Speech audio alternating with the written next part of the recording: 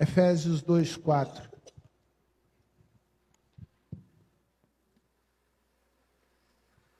Pode sentar ali, Lucas.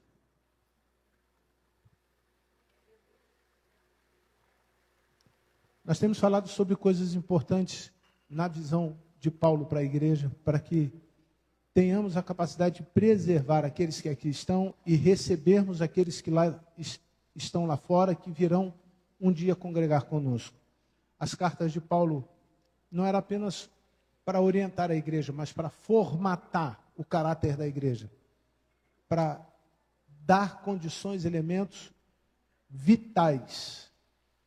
O que é um elemento vital? O que é um elemento essencial para a vida? O ar, por exemplo, o sangue, o alimento, a saúde emocional, são coisas importantes para que você possa ter vida.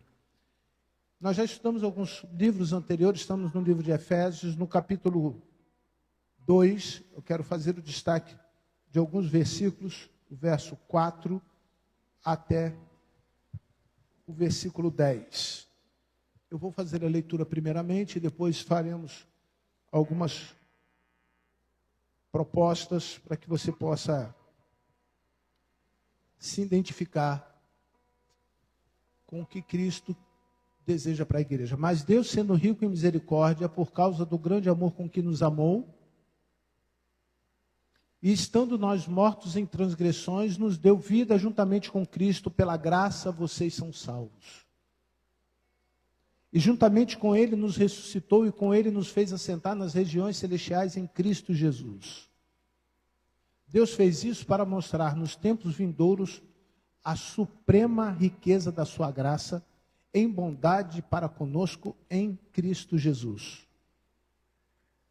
Porque pela graça vocês são salvos mediante a fé, e isso não vem de vocês, é dom de Deus.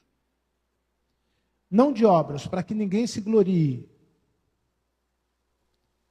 Pois somos feitura dele, criados em Cristo Jesus para as boas obras, as quais Deus de antemão preparou para que andássemos nela. Vamos ler junto o último versículo, que é o versículo 10, apenas até o versículo 10, por favor, toda a igreja.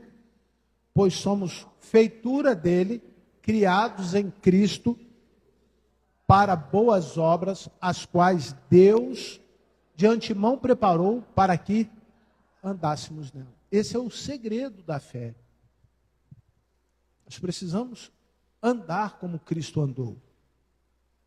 Mas a tendência no início da nossa caminhada é imitar a Cristo.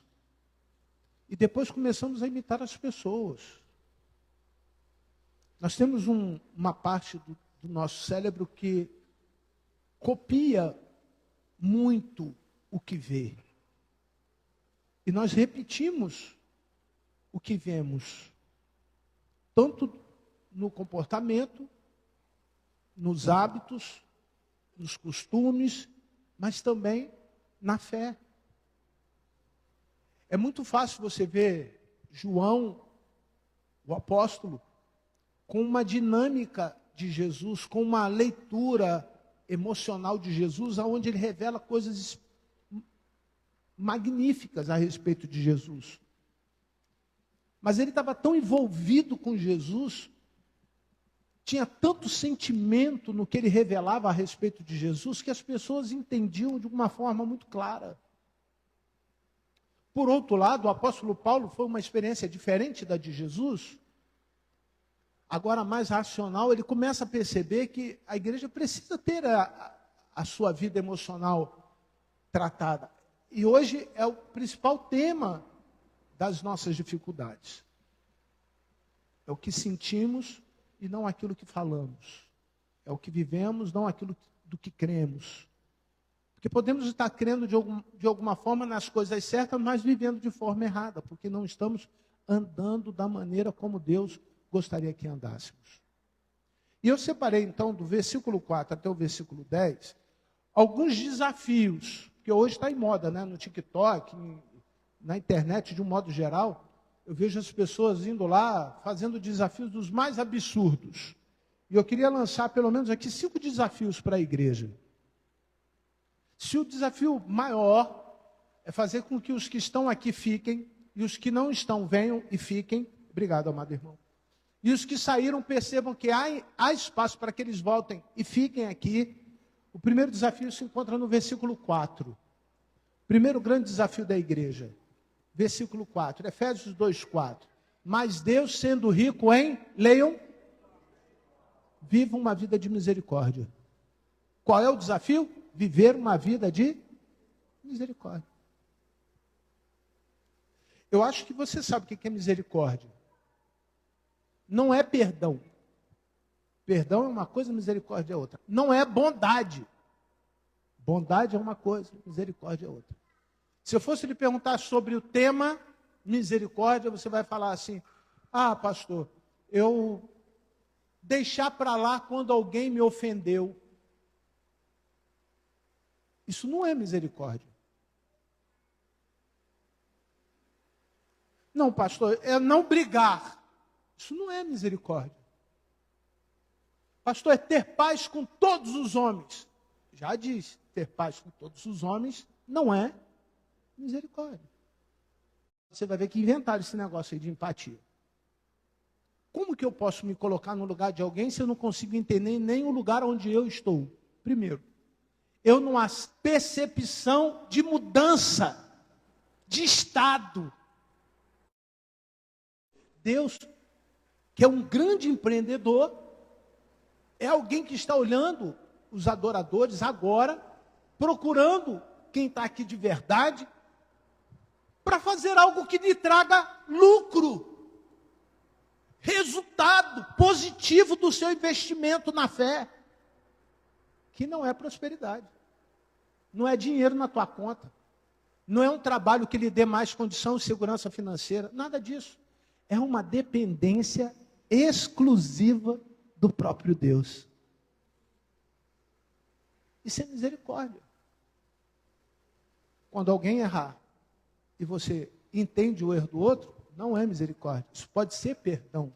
Mas misericórdia é quando você faz daquele erro alguma coisa para a pessoa nunca mais errar de novo. Compreenderam? Não é um desafio? Quantas pessoas saíram daqui porque você não exerceu misericórdia com ela? Quantas pessoas te deixaram na sua casa? Seus filhos. Talvez a primeira e a mais importante significância da relação educacional de um pai e de uma mãe é quando eles são pais de verdade, eles exercem misericórdia todos os dias. O que eles fazem? Investem nos erros dos filhos, para que eles não errem mais. E os acertos dos filhos é o nosso lucro. Qual é o lucro de um pai? Um filho bem-sucedido. Qual é o lucro de Deus para a igreja? Filhos bem-sucedidos.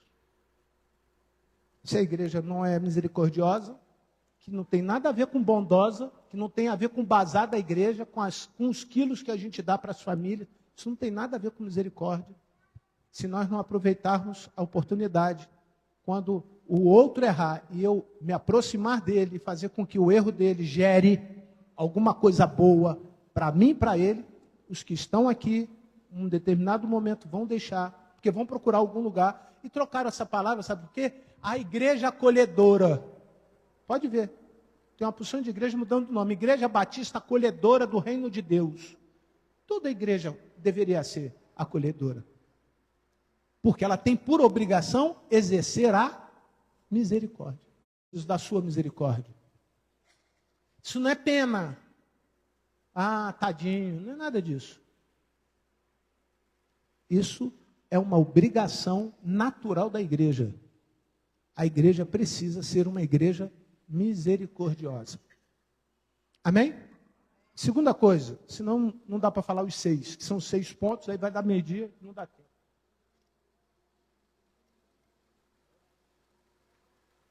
Segundo desafio, versículo 5, por favor. Olha o que Paulo vê.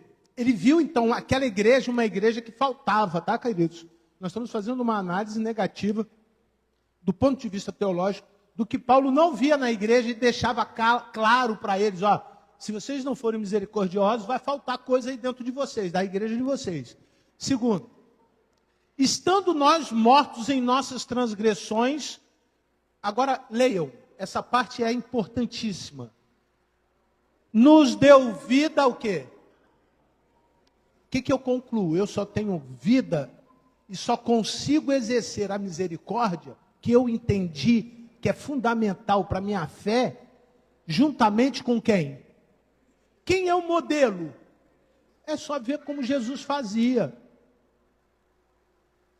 Se você não sabe como Jesus fazia, agora há pouco eu dei o exemplo do livro de João, mas quantos estão terminando aí no livro de Mateus? Levante a mão.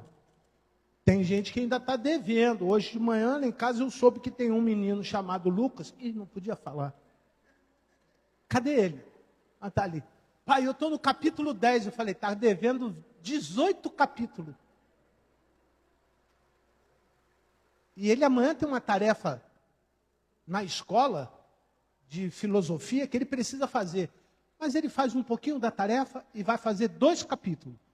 Faz mais um pouquinho da tarefa e faz mais 2 capítulos. Eu leio para ele, não tem problema com ler, não. Eu estou colocando de maneira prática o que é misericórdia. Porque há pouco, nós ouvimos na classe dos novos que nós, como pais, não exerceríamos a misericórdia. Irmãos, preste atenção. O não exercício da misericórdia, ele vai ficar sem celular, sem um computador novo, sem namorar. Ah, a namorada ali, meu Deus. Sem comer. A filha do JR falou que era para botar virado para a parede. A Lívia falou, pastor, bota ele virado para a parede. Eu estou usando um exemplo prático, um erro, que teoricamente alguém vai falar assim, não tem problema nenhum não. Se ele não leu agora, o seu filho é livre para fazer isso a qualquer hora. Irmão, se eu não cobrar agora que eu posso cobrar, quando ele ficar velho eu vou cobrar? Repitam. Não. Eu não posso deixar a oportunidade de exercer a misericórdia passar. E ele precisa entender, o Felipe precisa entender, a Sofia precisa entender. Eu estou falando dos meus filhos, que eu, como pai, amo exercendo a misericórdia. Compreende? Pega alguma coisa que está acontecendo errado agora aí na tua cabeça. Pegou? Exercita. Juntamente com quem?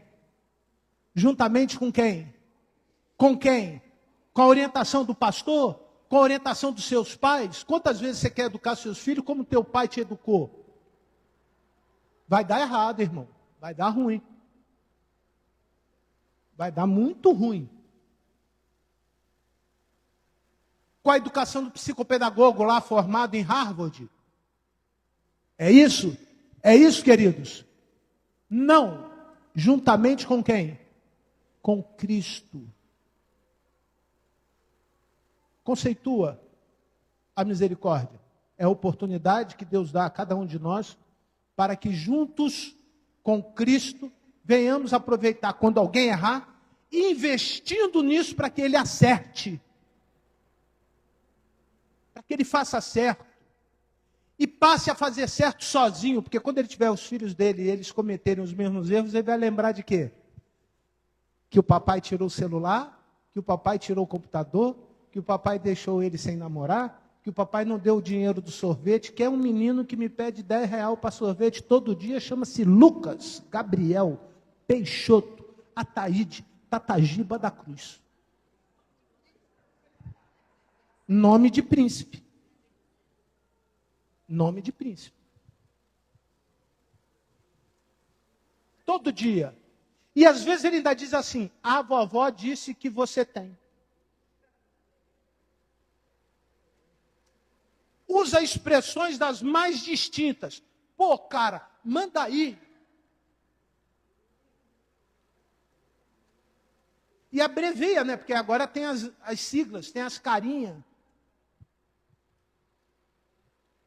Mas enquanto isso está acontecendo, eu estou tendo oportunidade para exercer o quê?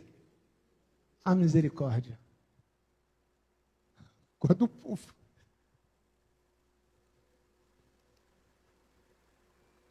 Jesus conta que tinha um homem que tinha 2 filhos, e quando um filho saiu de casa, Ele ficou todos os dias triste no meio do caminho, esperando o filho voltar. Você sabe o que aquele pai perdeu? A oportunidade de exercer a misericórdia sobre o filho. E quando o filho voltou, o que aconteceu? Juntamente com Cristo. A festa, o boi, era uma analogia, irmãos. Jesus estava falando, vai ter festa. Vai ter festa. Quando a igreja exerce misericórdia, o resultado é festa. Quando a igreja não exerce misericórdia, o resultado é luto. É tristeza. Compreende, irmão? Você lembra da história? O filho volta. O que o pai faz? Dá anel, bota sapato novo, bota... Não era para meter o couro, tirar o celular. Não era isso? Era. Mas foi assim que ele agiu? Não. Pegou o que era o boi mais bonito. Vamos fazer o quê? Festa. Vamos fazer festa. Papai, aproveita o teu filho em casa. Vai chegar uma hora que ele não vai estar mais em casa. Mamãe, aproveita o teu filho em casa. Vai chegar uma hora que ele não vai estar mais perto de você. Faça festa. Faça festa. Exija ele ficar perto de você. É isso que Paulo está falando. Paulo está falando que as pessoas se afastam de Cristo e nós não temos nenhum mecanismo para fazer com que elas sintam vontade de ficar perto de Cristo. Qual é o mecanismo que Paulo identificou na igreja que faz as pessoas ficarem perto de Cristo? A misericórdia. Sabe como que nós vamos atrair os que saíram depois da pandemia para a igreja? Você vai falar de Jesus para ele, ele já sabe, ele já foi membro da igreja. Se ele foi desligado da igreja, é porque ele não vinha à igreja. Isso é um ofício natural administrativo da igreja. Dia 31, o estatuto diz que eu preciso fazer isso. Mas sabe como que eles farão parte do corpo novamente? Quando nós exercermos a misericórdia. Juntamente com quem? Com Cristo. Aonde que eu treino isso, pastor? Aonde que eu vou começar fazendo isso? Lá na tua casa. Começa na tua casa. Começa com as pessoas que estão perto de você. E depois, estica um pouquinho, vai para a escola, seu trabalho. Estica mais um pouquinho para a igreja. Vai mais um pouquinho para o vizinho que não fala mais com você. O cara que te acorda todo dia com aquele sambão. Ou então com aquele anitão. Aquele louvorzão do inferno. O que te irrita. Que você diz, não, quero mais que o diabo carregue. Comece a exercitar a misericórdia. Você lembra que misericórdia vem de Deus? Se você não tem, o Espírito Santo vai dar. Se você não tem, bondade, misericórdia, longanimidade, mansidão, domínio próprio, o Espírito vai dar. Mas você precisa querer exercer a misericórdia. Amém, igreja? Não sei se isso está sendo compreendido, mas olha só. Se eu tenho uma igreja onde as pessoas estão cheias das características de Cristo, a misericórdia não falta. A bondade não falta. A longanimidade não falta. Por outro lado, se nós não temos os elementos, vai faltar alguma coisa. Terceiro desafio e o último desta manhã, continuaremos à noite nessa mesma pegada, Efésios capítulo 2, falando os outros 3 pontos, para não saturar e nem tirar da cabeça de vocês os pontos essenciais para agora de manhã. Verso 6. E juntamente com ele nos ressuscitou. Eu fiquei imaginando assim, por que ele ficou preocupado em... Porque a ressurreição é um tema doutrinário para o judeu muito complicado, muito difícil. Como a igreja ali, naturalmente, já não era uma igreja judia, mas o restante do versículo vai fazer a gente entender. e com ele nos fez assentar nas regiões celestiais em Cristo Jesus. Ele está dizendo o seguinte: não existe misericórdia se neste elemento não houve o novo nascimento. Não passou pelo processo da ressurreição, ou seja, morreu o velho e agora nasceu o novo. Desculpe o pleonasmo, tá? Morre um e chega outro. O Adão velho está lá, o Adão que não exerce a misericórdia. O ruim está lá. Que está aí. Paulo ainda disse que é para você cuidar para ele não ressuscitar. Porque qualquer hora você tem que fazer assim, desce, desce, desce, desce, porque está pior do que você possa imaginar. Deve não há carne, carne, carne, carne. E o Espírito está lá. Compreenderam? Compreenderam? Então, o que eu destaco como desafio? A igreja precisa ter em Cristo a natureza de Cristo e se preocupar com a sua vida com Cristo. Isso é santidade. A misericórdia é um dom que nós recebemos da parte de Cristo por uma experiência de fé através do arrependimento. Eu preciso, então, me arrepender. Eu preciso entender que pecado não é só aquilo que eu não faço mais, que está listado nos 10 mandamentos. Eu vou repetir. Se eu não exerço a misericórdia, é pecado. Compreenderam? Mas eu pago as minhas contas, eu falo a verdade, eu dizimo, eu não adultero, eu não mato, eu não roubo. O que mais? Eu trabalho 6 dias e um eu dedico ao Senhor. Eu honro meu pai e minha mãe e tenho Deus acima de tudo. Estou livre. Você lembra de uma outra história de um jovem que fazia tudo isso? Lembra? E Jesus viu que ele tinha pecado. Sabe o que Paulo está falando para a igreja? Chega uma hora a igreja acha que não tem mais pecado. Chega uma hora que a igreja acha que só os que estão chegando é que tem pecado. Os que estão aqui não tem mais pecado.